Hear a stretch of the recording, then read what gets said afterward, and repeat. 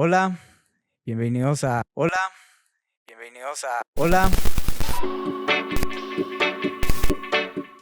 Bueno, bienvenidos otra vez, por fin, después de mucho tiempo, a un nuevo episodio de Eso se edita podcast.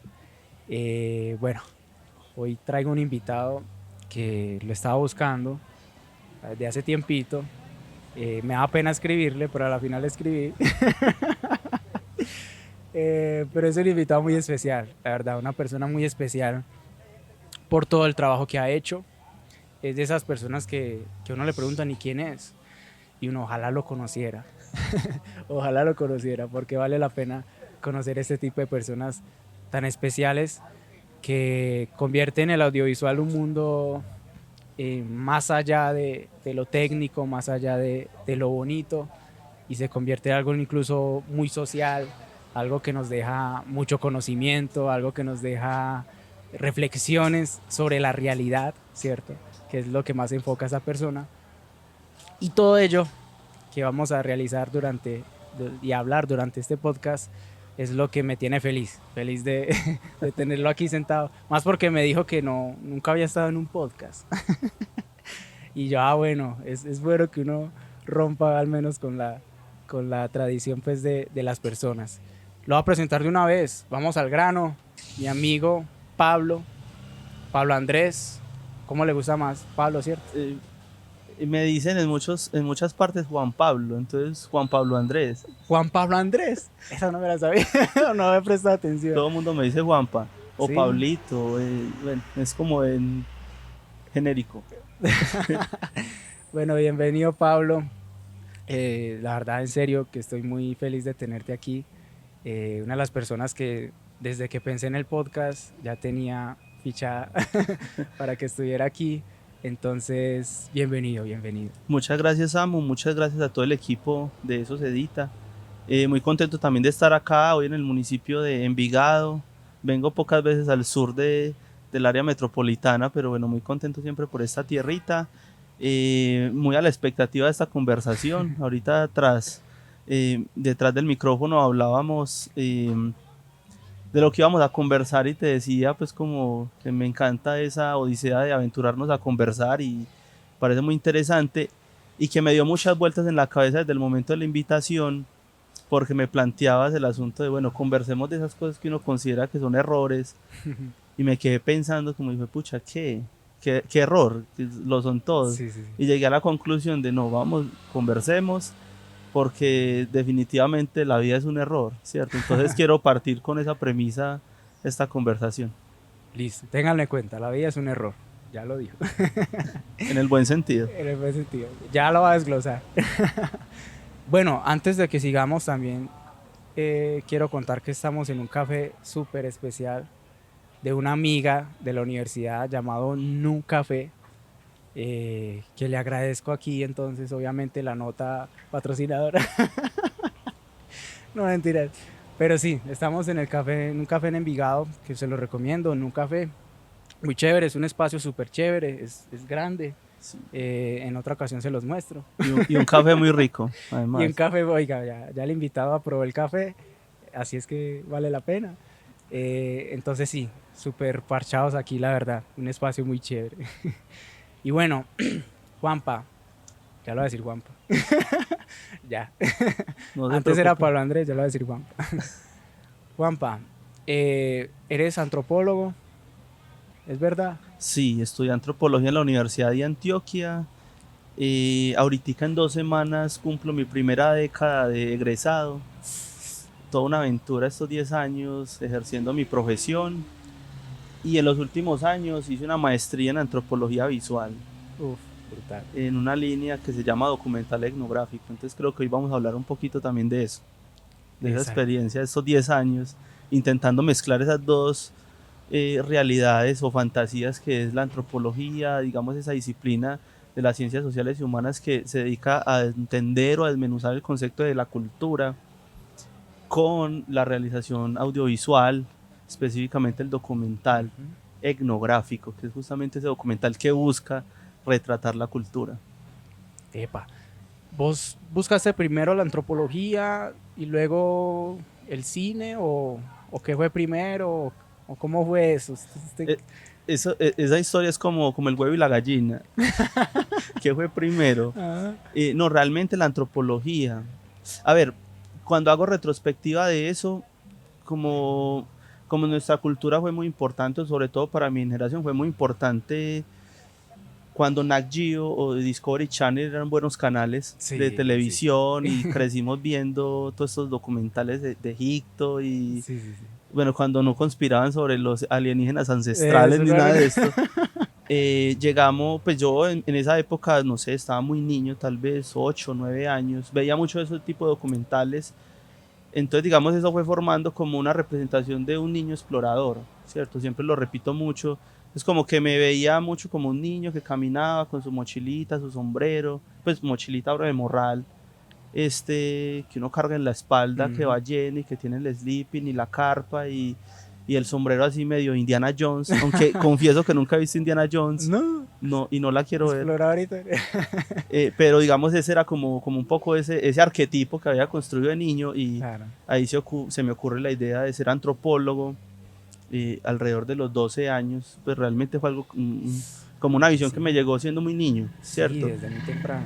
Y eso fue muy, muy bonito porque, claro, yo soy de Puerto de Río, estaba en un contexto donde pues, a duras penas tenía un televisor, no tenía un Ujú. computador, todos mis amiguitos en su mayoría están muertos, en un contexto social súper complejo y que en algún momento me enteré, además porque estudiar antropología era como ser astronauta, entonces yo creía que era o estudiarlo en México o en Egipto o en Perú, o por allá en Mesopotamia, pues ahora la India, hasta que me doy cuenta ya más adelante que en la Universidad de Antioquia estaba la carrera de antropología. Entonces fue como un gran hallazgo para la Claro, qué vida felicidad. y casi que tuve bueno, casi no tuve la fortuna de terminar el colegio y a los 3 meses estar ya en los salones de la Universidad de Antioquia siendo antropólogo. Y ya en esa búsqueda también me interesaba mucho la fotografía fija, pues hacía muchas fotos desde niño, pero en el tema del error pues era como la foto piñatera, la foto de la casa, cortando cabezas, mal encuadradas, pero siempre tenía como esa fijación sobre la imagen. Me llamaba mucho la atención estos días recordando eh, el tema de los espejos. O sea, estos días estaba haciendo memoria sobre los espejos y pensaba mucho, y que también lo hablamos ahorita como detrás, y es como la postura que toma la gente cuando se ve, sea Ok. en un espejo, en una cámara, en el celular, y eso empezó también a generar muchas preguntas que luego teóricamente me doy cuenta que era la representación mía y la representación de los otros.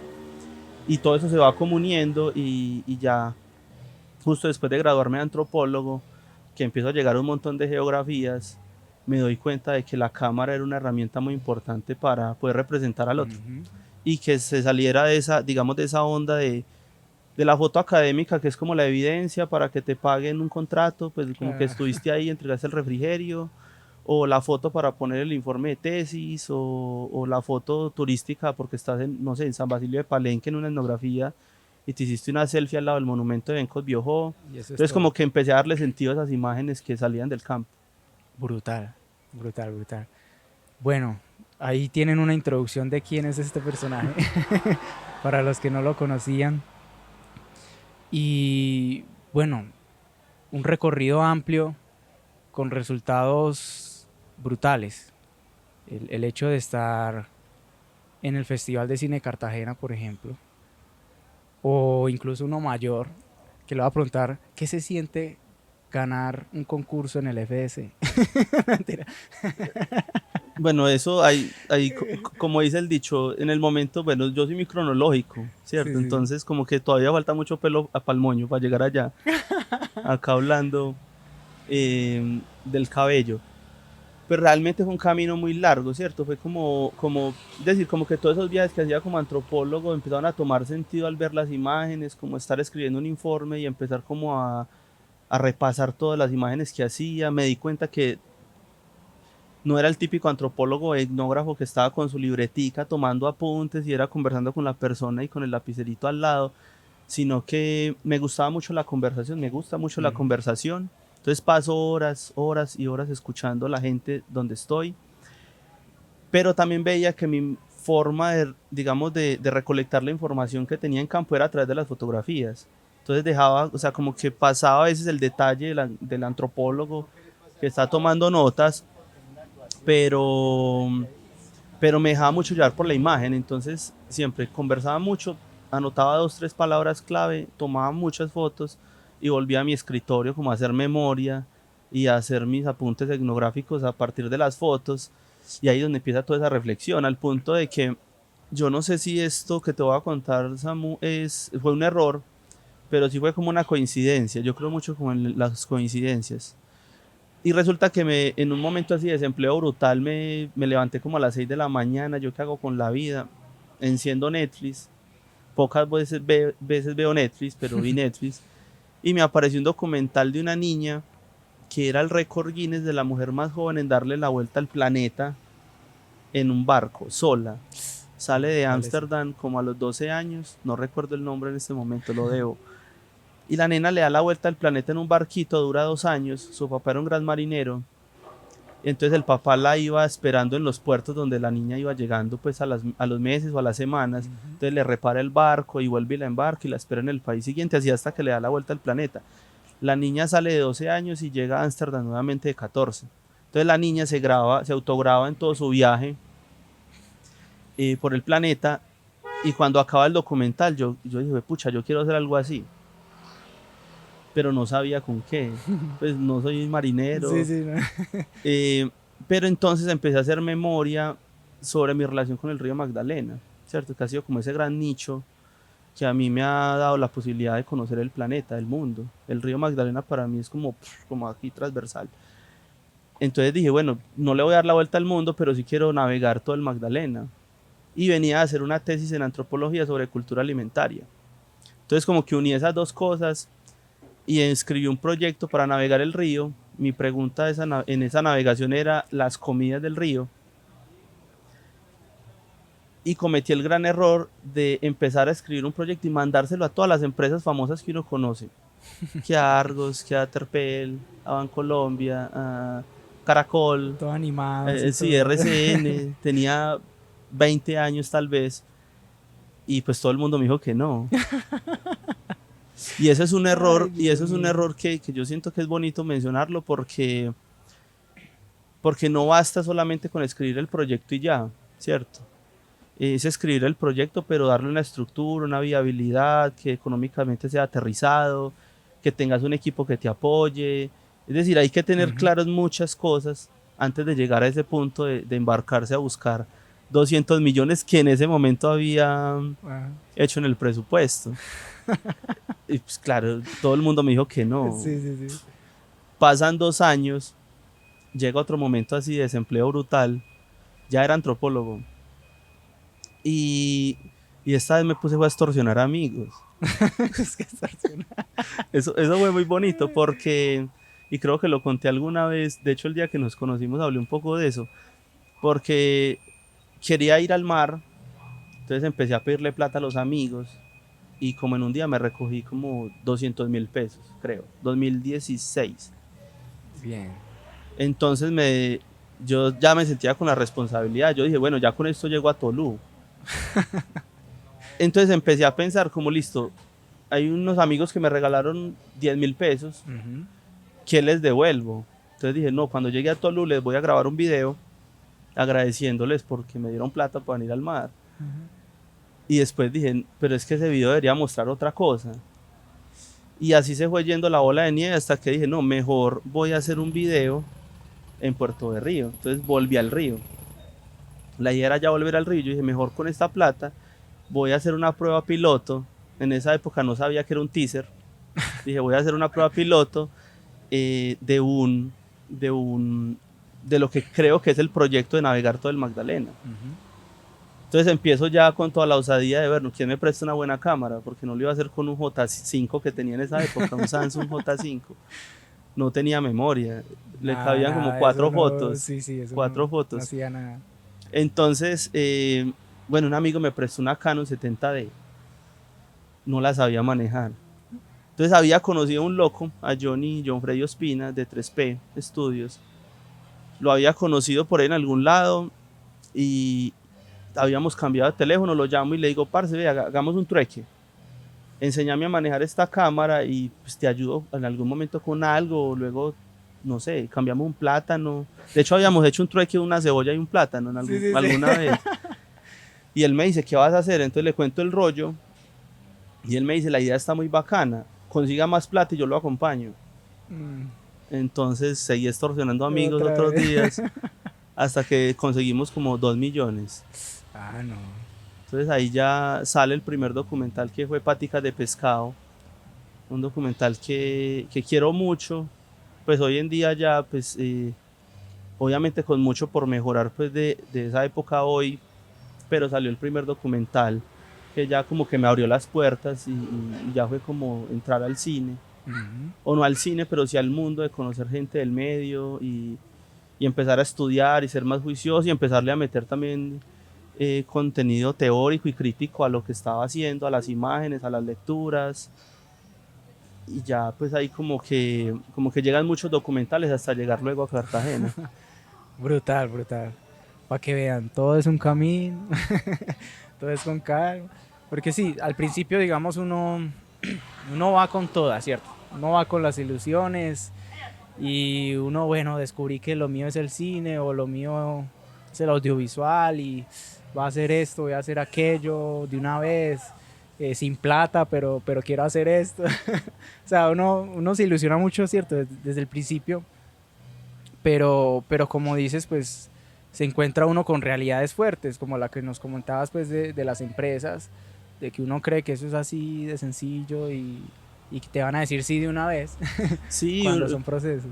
uno cree que las empresas tienen responsabilidad social, que la tienen, pero es una responsabilidad social que ellos tienen ya muy estructurada, que con eso, iba a decir, evaden impuestos, no, ellos con eso pues Ojo reducen que menciono nombres. impuestos, reducen impuestos y tienen sus fundaciones, es Ujú. decir, es como unos dineros que ya están muy canalizados para ciertos procesos que ellos tienen, ¿cierto? Entonces como que no es una plata que sea de fácil acceso. Exacto. Entonces uno se da cuenta que hay que buscar otros mecanismos, como extorsionar a los amigos. Ey, pero esa, bueno, yo he intentado, pero digamos que 2 millones de pesos no he recogido. No, es que eso, amigo que veía conectado a la 1 de la mañana en Facebook, De era, una. tenga su mensaje, hermano, voy a hacer un documental, recibo desde 2.000 hasta lo que sea. Y en serio había gente que me regalaba 2.000 pesos. Los créditos de mi primer corto son como de 5 minutos, es más largo que el corto. Del corto. Los créditos son larguísimos. Y mucha gente que en ese momento creyó en mi locura. Y luego cuando vieron ese docu fue como de puche, nunca pensé que fueses a hacer esto. Y ya eso abrió la puerta para ir haciendo los otros, ¿cierto? Entonces ya pues, todo es como un proceso. Ya el segundo, digamos, fue un poco más cómodo. Ya llegamos a la alcaldía de un pueblo donde nos dieron como vía libre, por lo menos con los gastos de logística. Bacano. Trabajamos mucho como entre amigos. Pero acá viene otro error. Y es que también llega un punto, que lo hablaba con uno de los compañeros que está acá acompañándonos detrás de la cámara, y es que ya llega un punto en el que la necesidad misma de crear tu propia obra, es decir, crear la obra tiene muchas implicaciones, ¿cierto? Ujú. Pero llega un punto en el que cuando querés seguir trascendiendo, seguir explorando tus asuntos conceptuales, tus búsquedas personales a partir del arte, también empezás a tener como, o empezás, querés hacer o tener un proceso mucho más profundo. Y eso Ujú, implica sí. también un crecimiento técnico, eso implica también otro tipo de rubros, de formas de conseguir dinero, Ujú. de que te tenés que formalizar como una empresa, por ejemplo, de que llegar a una convocatoria pública, en muchos casos, las de la alcaldía o las de la gobernación puede ser persona natural, pero entonces si quieres un FS ya te piden ser persona jurídica. Entonces Eso. eso te trae otros retos que también la vas embarrando todo el tiempo, ¿cierto? Es como uno formalizar una empresa sin saber que luego tenés que buscar un contador y que el contador te va a cobrar, de que tenés que declarar impuestos, Ujú. de que o creas la empresa, por ejemplo, y como no te da el dinero para mantener la empresa, entonces seguís contratando como persona natural. Entonces tenés una empresa que igual te sigue gastando plata, pero o sea, se Es un vuelve todo un enredo, sí, rollo, sí, sí. se vuelve todo un rollo. pero hace parte pues como del proceso y de uno empezar a organizarse y partir con esta idea desde los amigos, porque también hay que ser, siento yo, y en los errores también, hay que ser muy cuidadosos de la manera como se trabaja con el otro, Correcto. porque, porque claro, empiezan a haber diferencias conceptuales, diferencias en los métodos y en las formas, en lo que queremos explorar de la vida, pues cada quien es como un universo. Empiezan a haber líos de plata, eso es Ese es como típico, el más... eso es típico, pelear por plata. Yo intento no hacerlo, pues a mí la plata me parece vital, pero pues no es como, para mí no lo es todo. Eh, pero me ha pasado también. Entonces ha hecho parte como de todo ese proceso de llegar a construir las películas. Brutal, brutal. Bueno, sí, y hablando de lo propio, entonces tenés una productora, ¿cierto? Una productora Scala Films, ¿cierto? Sí, No me equivoco, menos mal no me equivoqué, yo que confundo los nombres. Scala Films. Scala Films. ¿La creaste solo? ¿Con quién la Con mi creaste? esposa, Con la esposa. Ah, con mi brutal. esposa. Uy, ese es mi sueño. No,